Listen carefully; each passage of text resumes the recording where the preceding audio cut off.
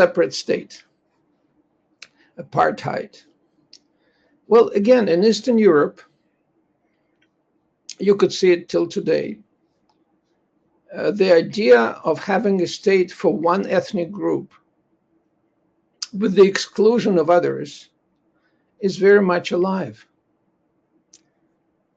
The conflict in Ukraine is a good example of that. The fate of Russian speakers in the Baltic republics, many of whom are not citizens and they kind of in a gray zone.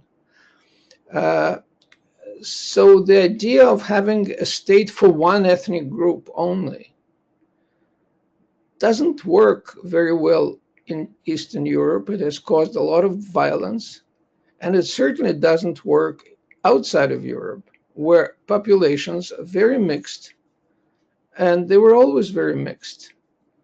The idea of separating them and creating a state for the Jews was present from the very beginning of Zionist settlement.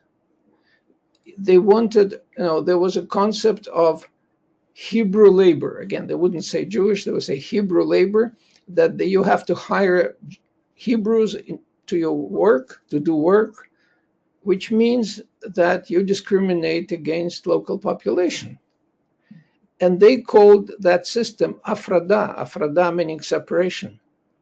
It so happens that the word Afrada and apartheid sound almost identical. But the idea was there since the early 20s. In 2018, the Israeli parliament, the Knesset, even accepted a law that says that Israel is a state of the Jewish people, whether they live in Israel or they don't live in Israel. And others are citizens, but they don't have collective rights in the state of Israel. That law didn't create any new reality. The reality had been there for a long time, but it made it official. So it's a very dangerous, extremely explosive idea of separating people and creating states out of one ethnic group. It may work in Iceland, where you don't have practically any, even there you already have minorities now.